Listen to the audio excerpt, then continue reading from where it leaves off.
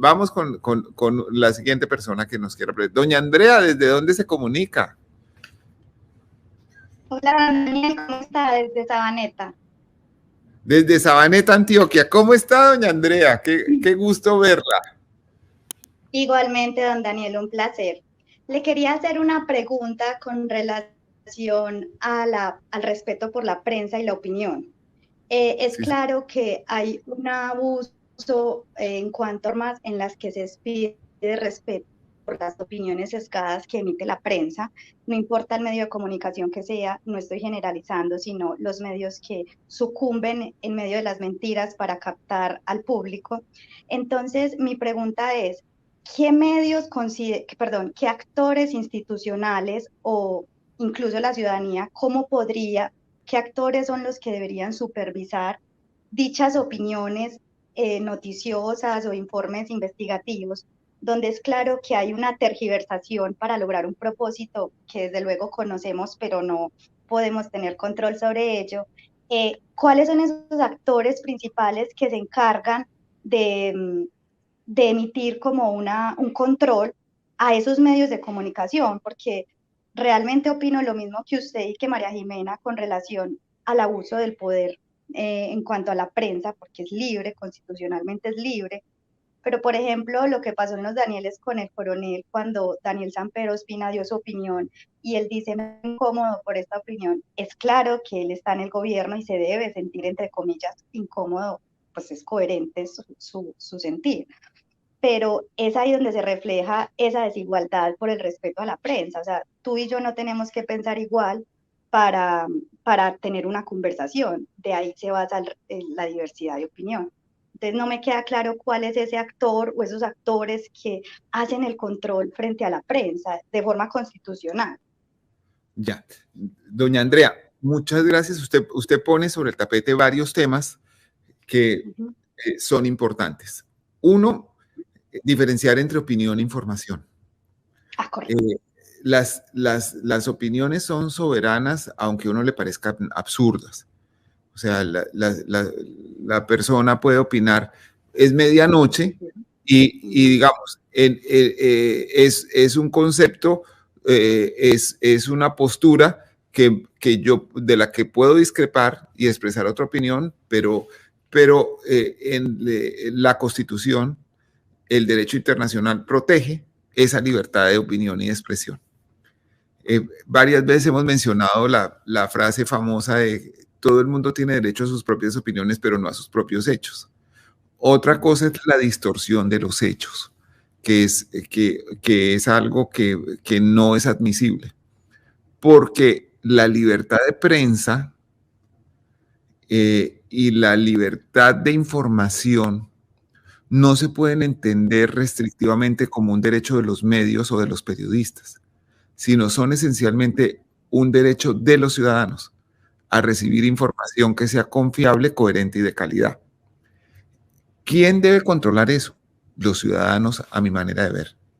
No existe un tribunal para los medios de comunicación en Colombia, y yo diría que no es deseable que exista, porque en esa medida podríamos terminar aplanando y unificando las informaciones y volviéndolas a un cauce que sea igual toda, cuando realmente la democracia se enriquece con la pluralidad de informaciones y de opiniones, pero también con la pluralidad de informaciones. Entonces, don Daniel, discúlpeme que lo interrumpa, discúlpeme. claro Entonces, sí. ¿ahí qué papel entra la FLIP? O sea, ese papel ya no es un de tribunal de la FLIP. No, es que la FLIP nunca ha sido un tribunal. Exacto, pero entonces, ¿qué FLIP es papel? una organización que se llama Fundación para la Libertad de Prensa, que busca la protección del acceso a la prensa, a la información y la libertad para difundir esa información. Entonces no es la FLIP, digamos, un juez que dice fulano lo hace mal y entonces tiene no tiene ninguna autoridad, ni es su función, ni es su pretensión. En las últimas semanas, como que la FLIP ha estado en medio de un remolino en las redes sociales en donde le atribuyen funciones que no tiene y que no puede cumplir. Yo sigo con atención el trabajo de la FLIP y en ocasiones estoy de acuerdo y en ocasiones no estoy de acuerdo con lo que hace la FLIP. Por ejemplo, no estoy de acuerdo con que se defiendan como contenidos periodísticos cosas que provienen de portales de propaganda y de mentiras. Eso no creo o sea, no siento que deba estar bajo la misma sombrilla que el periodismo serio, pero admito la discusión, la he planteado en su momento y obviamente no me han prestado mayor atención, pero pues lo seguiré diciendo. Pero no es la FLIP tribunal, ni el Círculo de Periodistas de Bogotá tiene un comité de ética, pero pues, digamos, a él están sometidos los agremiados al CPB, no todos los periodistas ni todos los medios, y he tenido en el pasado sabores agridulces con eso, porque durante el gobierno Uribe, que se tomaron el CPB, y durante el gobierno Samper también se tomaron el CPB, se volvió que la ética era estar a favor del gobierno y del silencio. Y eso es muy peligroso. El periodismo tiene la misión de ser contrapoder, de todos los poderes todo el tiempo. Y en ese sentido, ¿qué quiere decir? Que debe tener un análisis crítico frente a las decisiones que afectan a los ciudadanos y a la manera en que se gastan los recursos públicos. Y de ninguna manera puede haber periodismo gobernista, de ningún gobierno, ni del gobierno de su santidad el Papa, ni del gobierno que sea. Debe existir la posibilidad de discrepar. Por eso los medios de comunicación oficiales, los medios de comunicación controlados por los gobiernos, aunque adopten las formas del periodismo, terminan haciendo propaganda, porque están interesados en privilegiar la visión del gobierno sobre las otras. Y en ese sentido, pues, se pierde el propósito del periodismo. Doña Andrea, muy importantes comentarios y creo que es algo que tendremos que seguir discutiendo. Vamos con el siguiente miembro de la comunidad que quiera hablar con nosotros. Don Felipe Avellaneda, ¿dónde está don Felipe? Buenos días, don Daniel. Me encuentro en la oficina en este momento. Ah, qué bueno. ¿Y en qué ciudad? En Bogotá, en Bogotá. Primero que todo, pues nada, darle muchas gracias por el espacio, por todo lo que usted hace. La verdad me pareció un privilegio poder hablar con usted, de usted escucha mucho. Yo estudié en el externado comunicación también. Entonces, qué bueno en la universidad. Sí, señor. Entonces, obviamente usted es un referente de todos. La profesora Victoria obviamente nos ha hablado mucho de usted y bueno, los demás profesores que hemos tenido. Fuimos compañeros desde el primer día de la carrera. ¿En serio? Victoria Elena y yo fuimos compañeros desde el primer día de la carrera, nos conocimos ahí, empezamos a estudiar en, no sé, en los años 80 y éramos prácticamente adolescentes cuando llegamos por primera vez al externado. No, la verdad me emociona mucho conocerlo, poder hablar con usted, y lo que yo quería preguntarle era más un tema que pues creo que se puede remitir a la academia, y es el tema de cómo ahorita lo que usted habla mucho de que los hechos son los que son, uno puede tener sus opiniones sobre ellos, pero muchas veces ya no se trata de crear los hechos, de crear el texto, sino el contexto, sino lo que se habla alrededor de ellos. Por ejemplo, en este momento en el caso de Donald Trump, por irnos a Estados Unidos, Donald Trump asegura que todo lo que le está pasando es una persecución política, y así finalmente logra convencer a todas las personas, teniendo o no los hechos, porque su narrativa se adapta a que todos los hechos que vayan siendo presentados van a ser solo otra prueba más de que él está en lo correcto, que es una persecución política y no que es no llevando a demostrar lo que vendría siendo la realidad de los hechos, cómo los hechos se manipulan por los contextos con los que se narran, por las formas en las que se presentan, y cómo eso crea bandos. Acá en Colombia, pues en este momento estamos con la muerte del coronel Dávila, que pues obviamente ya tiene como dos bandos, que son el bando de los que creen que fue un homicidio y de los que creen que fue un suicidio, y todas las pruebas que vayan a ir saliendo. Cada una de las dos contrapartes va a adaptarlas a su norma, a su narrativa, a su contexto, y va a seguir obstaculizando el proceso de encontrar la realidad de los hechos. No sé si me voy a entender. Sí, señor, totalmente. Totalmente. El tema, como usted dice, es que los gobiernos, el poder, los políticos, tienen una versión de los hechos. Esa versión no se debe descartar, se debe tomar en cuenta, pero siempre se debe mirar desde una perspectiva crítica. Como periodistas nosotros estamos obligados no a transmitir mecánicamente lo que dice el poder, sino a agregarle inteligencia, agregarle sentido crítico y a mirar y a verificar que si lo que dicen corresponde a los hechos, en qué dimensión y cómo se puede contrastar con otras informaciones. De la misma manera que no somos voceros del gobierno, tampoco somos voceros de la oposición a un gobierno. Estamos obligados a mirar esto desde perspectivas múltiples y en ese sentido no somos unifuentistas.